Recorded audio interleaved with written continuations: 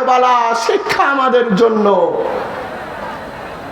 এমন একটা শিক্ষা, এমন একটা জায়গার নাম কারবালা, যেই জায়গাতে, ওই জায়গা থেকে যদি আমরা মুসলমানরা যদি শিক্ষা নিতে পারি, কখনোই আমরা পথভ্রষ্ট হব না।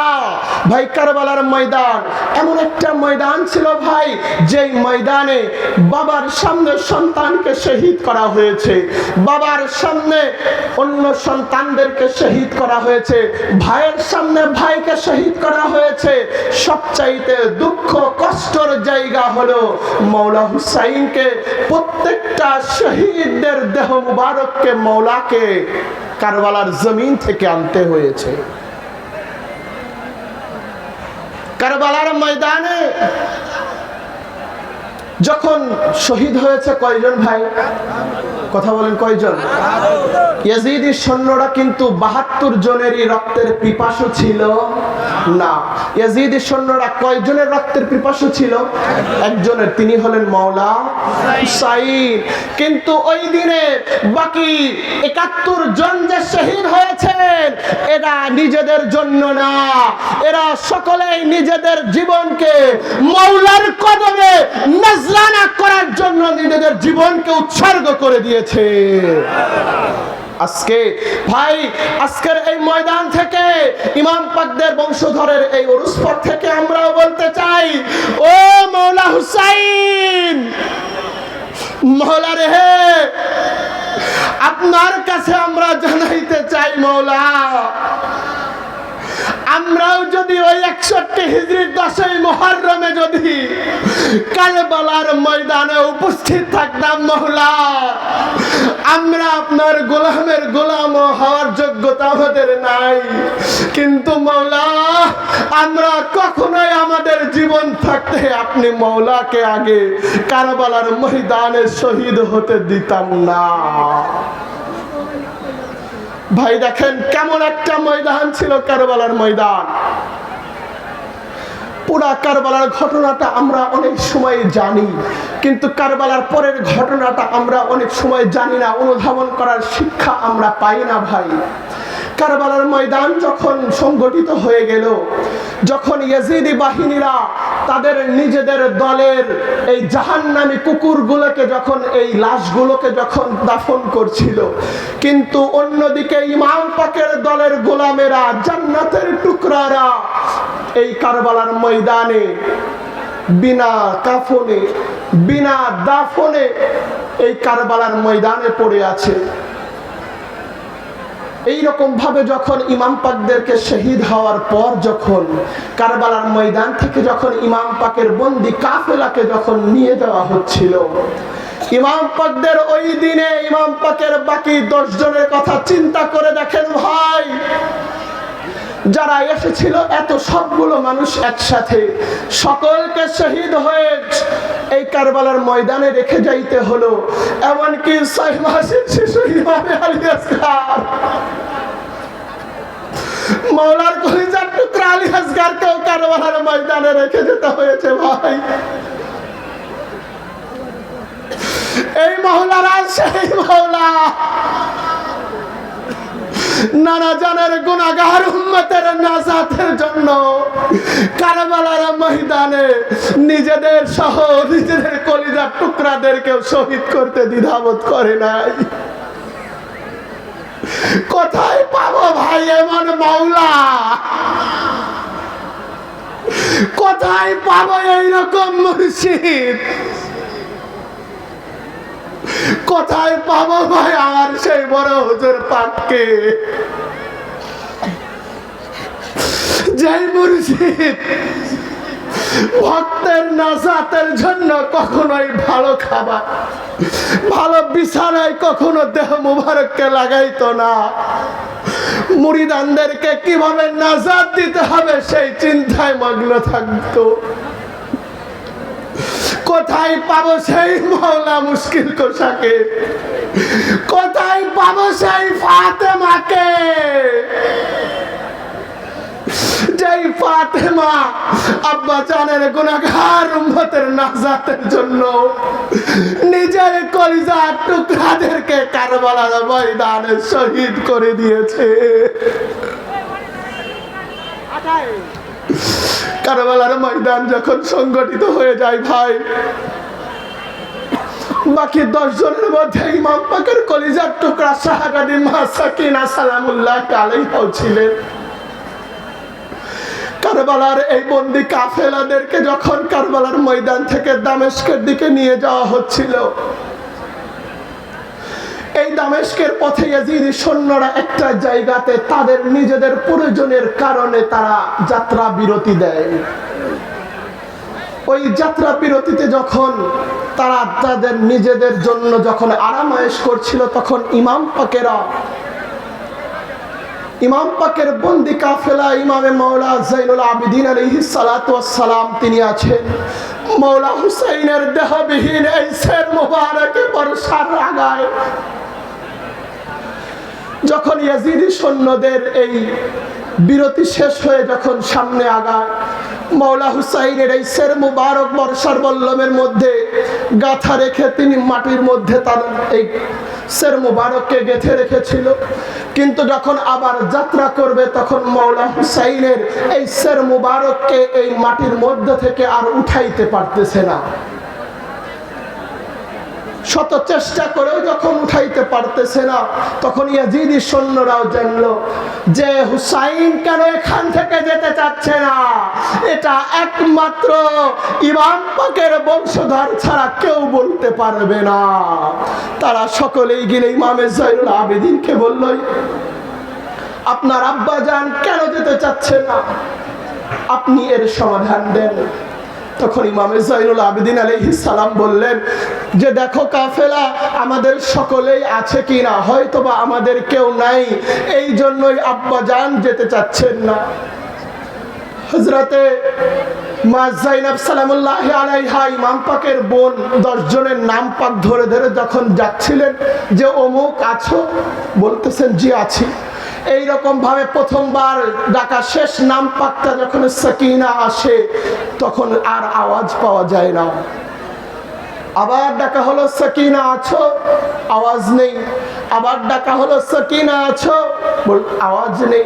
তখন মা যায়েনব বলল যে বেটা আমাদের মাঝে সাকিনা নেই। আর সাকিনা নেই দেখে এই অন্ধকার ধুধু মরুভূমির মধ্যে কলিজার টুকরা সাকিনা, যেই সাকিনার ঘুমানোর বিছানা ছিল মাওলা হুসাইনের এই দেহ মুবারক, যেই সাকিনা মাওলা হুসাইনের দেহ মুবারক ছাড়া ঘুমাইতে পারতো না, সেই সাকিনা আমাদের মাঝে নেই দেখেই আমাদের মাওলা তিনি সামনে যাচ্ছেন না। পিছনের দিকে খোঁজা হলো, দেখলো সাকিনাকে খুঁজে না পাইতে পাইতে আরো পিছনের দিকে যাওয়া হলো যখন, তখন দেখলো একজন ব্যক্তি সাদা নেকাব পরিহিত অবস্থায় তার কোলের মধ্যে মা সাকিনা আছে। বিবি সাকিনা তিনি তার কাছে বলছেন যে জানেন কারবালার ময়দানে আমার সামনে আমার বাবাকে কুরবানি দেওয়া হয়েছে। আপনি জানেন আমার সামনে আমার 6 মাসের শিশু ইমাম আলী আসকার আলাইহিস সালাতু ওয়াস সালাম আমার এই ভাইজানকে শহীদ করা হয়েছে। আমার সামনে আমার ভাইদেরকে শহীদ করা হয়েছে। আপনি জানেন আমার ভাইজানদেরকে আমরা কারবালার ময়দানে এইভাবে রেখে এসেছি। মা যায়েনব সালামুল্লাহি আলাইহা তিনি এসে বললেন যে হে বোরকা পরিহিত মহিলা, আপনি কে আছেন জানি না, এই ধুধু মরুভূমির মধ্যে আমাদের বেটিকে আপনি একটু আশ্রয় দিয়েছেন, তা না হলে হয়তোবা এই কারবালার এই ধুধু মরুভূমির মধ্যে আমাদের সাকিনাকে হয়তোবা কেউ আহত করে ফেলতো, জীবজন্তুরা নিহত করে ফেলতো। আপনি কে আছেন বলেন, আপনি আমাদেরকে এই জায়গাতে আমাদের বিটিদেরকে একটু আশ্রয় দিলেন, এবং আপনি কে আছেন বলেন পুরা কারবালার ময়দানে আমাদের দুঃখের কথা কেউ শোনে নাই, আমাদের কষ্টের কথা কেউ শোনে নাই। আপনি আপনি কে আছেন বলেন, আমার বিটির থেকে আপনি এই কষ্টের কথা শুনছেন। তখন ওই বোরকা পরিহিত মহিলা তিনি কোনো কথা না বলে তার চেহারার উপর থেকে কাপড়টাকে যখন সরিয়ে দিলেন, তিনি আর অন্য কেউ ছিলেন না, তিনি ছিলেন নবীজির কলিজার টুকরা মা ফাতেমা। মা ফাতেমা বলতেছেন, বিটি আমি কিভাবে আমার সন্তানদেরকে রেখে আমি জান্নাতের মধ্যে থাকি, আমি কিভাবে আমার কলিজার টুকরা হুসাইন তার কলিজার টুকরা সকিনাকে রেখে আমি কিভাবে জান্নাতের মধ্যে থাকি। সকিনা তো তার পিতার এই দেহ মুবারক ছাড়া ঘুমাইতে পারে তো না। আজকের সেই প্রথম রাত হবে সকিনা তার পিতার দেহ মুবারক ছাড়া ঘুম হবে। এই জন্য আমি জান্নাতের মধ্যে আর থাকতে পারি নাই, আমি এই জন্য সকিনাকে আমার কোলের মধ্যে নিয়ে নিয়েছি। এইরকম ভাবে কাফেলা যখন দামেস্কের দিকে যাচ্ছিল, ভাই ইমাম পাকদের এই বন্দি কাফেলার পরনে ছেঁড়া ফাটা কাপড়, কোনো খাবার নেই। হঠাৎ একজন মহিলা তিনি দেখলেন তার বাড়ির সামনে দিয়ে কাফেলা যাচ্ছে। তিনি বললেন, এই কাফেলা দাঁড়াও। কাফেলাকে দাঁড় করানো হলো। কাফেলা দাঁড় হওয়ার পর তিনি ইমাম পাকদের এই কাফেলাকে, তিনি তো জানতেন না যে এটা ইমাম পাকের কাফেলা, তিনি এই কাফেলার সকল সদস্যদেরকে একটু পানি পান করালেন, ঠান্ডা পানি, কিছু খেজুর দিলেন এবং যাদের এই জামা মুবারক ছিঁড়ে গিয়েছিল, ফেটে গিয়েছিল, তাদেরকে নতুন কাপড় দিলেন। যখন কাপড় পরে মা যায়েনব সালামুল্লাহ আলাইহা বললেন যে, ওহে মহিলা, তুমি কে আছো জানি না, পুরা কারবালার ময়দান হয়ে গেল, আমরা এতটা পথ আসলাম, কেউ আমাদেরকে একটু ঠান্ডা পানি পান করালো না, কিছু খাবারও দিল না, কাপড়ও দিল না। তুমি কে আছো বলো, আমাদেরকে সাহায্য করলে তুমি বলো, তোমার জন্য আমরা দোয়া করে দেই, আমাদের কাছে দেওয়ার মতো তো আর কিছুই নাই, তোমার জন্য একটু দোয়া করে দেই। তখন ওই মহিলা বললেন যে, আমার বাড়ি এখানে না, আমার বাড়ি ছিল সোনার মদিনায়, আমি ছিলাম মদিনার ওই শাহে মদিনা নবীজির কলিজার টুকরা মা ফাতেমার ঘরের দাসী, ওই ঘরের দাসী ছিলাম আমি। যখন আমার ওখান থেকে যখন আমি চলে আসব, তখন আমি আমার মাকে বললাম, মা আপনার কদম পাক থেকে আমাকে চলে যাইতে হচ্ছে, আপনি আমাকে যে কোনো একটা ওসিয়ত করেন যেটা আমি সারাটা জীবন মেনে চলব। তখন আমার মা আমাকে ওসিয়ত করলো যে, তোমার বাড়ির সামনে দিয়ে যখন কোনো কাফেলা যাবে, তুমি তখন ওই কাফেলাদেরকে কিছু খাবার দেওয়াবে, তুমি তোমার সাধ্য অনুযায়ী যা পারো দিবে। তো আজকে এই প্রথম আমি পেলাম, এই জন্য আপনাদেরকে দিলাম। তো আপনার কাছে আমাদের একটাই আরজি, আমি যখন চলে এসেছিলাম ওই দিনে দেখেছিলাম মা যায়েনব সে ছোট ছিল এবং তার চাইতেও ছোট ছিল হুসাইন, যাকে আমি কোলে পিঠে করে মানুষ করেছিলাম, আমি কোলে নিয়েছিলাম। আমার জন্য একটু দোয়া করে দেন যেন ওই দুইজন ব্যক্তির সাথে যেন আমার জিয়ারত হয়ে যায়।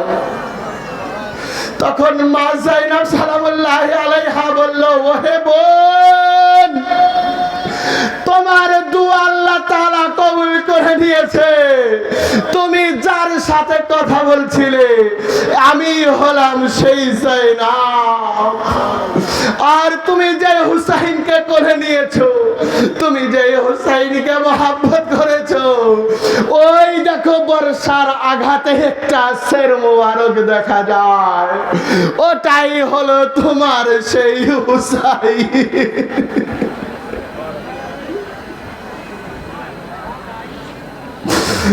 ওটাই হলো তোমার সেই হুসাইন। তখন ওই মহিলা বলল, মা, ও মা ফাতেমা, তুমি আমাকে কি দোয়া করে দিলে মা? আমার এই দিন দেখার আগে আমার কেন মৃত্যু হলো না?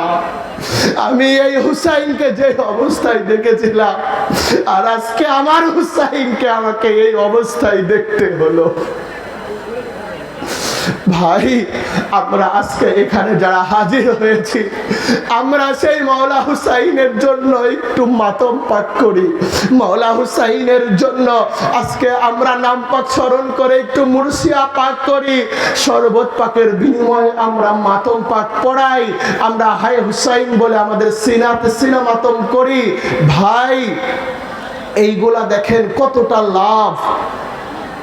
যখন কিয়ামত কায়েম হয়ে যাবে, খাতুনে কায়ামত যখন কিয়ামত যখন কায়েম হয়ে যাবে, আনা সিররুশ শাহাদাতাইন কিতাবের মধ্যে এসেছে, কিয়ামত যখন কায়েম হয়ে যাবে, আমি সংক্ষেপ করে বলছি, আল্লাহ তাআলার দরবার, আল্লাহ তাআলা যখন তার সিংহাসনে বসে যাবেন, তখন আল্লাহ রাব্বুল আলামিনের এই সিংহাসনে তখন খাতুনে জান্নাত, মা খাতুনে জান্নাত ফাতেমা তিনি দাঁড় হবেন। তার এই ডান পাশে থাকবে সবুজ নিশান পাক মাওলা হাসানের, বাম পাশে থাকবে লাল নিশান পাক মাওলা হুসাইনের, এবং তার হাতে থাকবে মাওলা আলীর সেই নিশানা। তিনি গিয়ে আরশে আজিমের পায়া ধরে বলবেন, রব্বে কারীম, এতদিন আমার সন্তানদের শহীদ হওয়ার বিচার আমি চাই নাই মাওলা, আজকে আমার সন্তান হারানোর বিচার আমি তোমার কাছে চাই। পুরা হাসরের ময়দান থরথর থরথর করে কাঁপতে থাকবে। আল্লাহর নবী রাসূলরা চেয়ারে বসে থাকবেন, এই কম্পনের জন্য, কম্পন হওয়ার জন্য চেয়ার থেকে নবী রাসূলরা জমিনে পড়ে যাবেন। আল্লাহ তাআলা জলজলা হয়ে যাবে। জিবরাইল আলাইহিস সালাম খুঁজতে থাকবেন পুরা হাসরের ময়দানে নবীজি কোথায় আছেন। নবীজিকে খুঁজে এনে বলবেন যে, ইয়া রাসূলুল্লাহ, ইয়া হাবিবাল্লাহ, আপনি দৌড়ায় আসেন। আজকে খাতুনে জান্নাত আল্লাহ তাআলার দরবারে সন্তান হারার বিচার চেয়েছে। আল্লাহ তাআলা কাহার হয়ে গিয়েছেন। হাসরের ময়দান আপনি যদি না যান, সমস্ত কিছু শেষ হয়ে যাবে। নবীজি গিয়ে বলবেন, মা, আজকে আমাদের বিচার চাওয়ার সময় না, আজকেও তো আমাদের ক্ষমা করার দিন। খাতুনে জান্নাত পাক বলবেন, আব্বা জান, আজকেও কি আমি আমার সন্তানদের বিচার পাবো না? তখন নবীজি বলবেন যে, না মা, আজকেও আমাদের ক্ষমা করার দিন। তখন রব্বে কারীমের দরবার থেকে আওয়াজ আসবে, কিসের বিনিময়ে তিনি আজকের এই জায়গা থেকে, তার অবস্থান থেকে সরে যাবেন। তখন খাতুনে কায়ামত মা ফাতেমা তিনি বলবেন, আল্লাহ, যখন খাতুনে কায়ামত, খাতুনে জান্নাত পাক যখন এই কথাগুলো বলবেন, পুরা হাসরের ময়দানের অনেক ব্যক্তিরা কান্নায় ভেঙে পড়বে, অনেকের কান্না কান্না ভাব হয়ে যাবে। তখন আল্লাহ রাব্বুল আলামিনের কাছে বলবেন, ও রব্বে কারীম, আজকে যারা আমার হুসাইনের শাহাদাতের কথা শুনে যারা কান্নাকাটি করছে, যারা কান্নার ভাব এসে গেছে, ও রব্বে কারীম, এরা দুনিয়াতেও কান্না করেছে আমার বেটাদের জন্য। ও রব্বে কারীম, আমি তোমার দরবারে আমার এই বেটার এই সকল মোহাব্বতকারীদেরকে আমি বিনা হিসাবে নাজাত চাই। তখন আল্লাহ তাআলা বলবে, ও মা ফাতেমা, আমি আজকে যদি তোমার ফরিয়াদকে কবুল না করি, আমি আল্লাহ তাআলা কার ফরিয়াদকে কবুল করব? যাও মা, যাও, তোমাদেরকে যারা ভালোবাসে, তোমাদেরকে যারা মোহাব্বত করে, হুসাইনকে মোহাব্বত করে যারা কান্নাকাটি করেছে, রোনাজারি করেছে, কান্নার ভাব এসেছে, হুসাইনের আওলাদে পাকদেরকে যারা ভালোবেসেছে, মোহাব্বত করেছে, ইমাম বাড়া শরীফের সাথে যাদের সম্পর্ক আছে, আওলাদের রাসূলের যাদের সম্পর্ক আছে, আমি আল্লাহ তাআলা বিনা হিসাবে জান্নাত দিয়ে দিলাম। নারে হুসাইন, নারে হুসাইন, নারে হাসান, নারে হাসান। সাদত রশিদ হুজুর পাক হযরতে সাইয়েদনা শারিয়া সুবালিয়াল কাদিয়াল হাসানিয়াল হুসাইনিয়াল বাগদাদি, মেদিনীপুর দরবার শরীফ, মেদিনীপুর দরবার শরীফ দেখেন ভাই, এমন মা কোথায় পাবো যারা আমাদের নাজাতের জন্য সমস্ত কিছু উজাড় করে দিয়েছেন? সেই মাকে ভালোবাসার দরকার আছে কি না? আছে কি না বলেন? সেই মওলা হুসাইনকে ভালোবাসার দরকার আছে কি না? দেখেন, এনারা হলেন নাজাতের উসিলা, নাজাতের কিস্তি, এনারা নাজাতের তরি।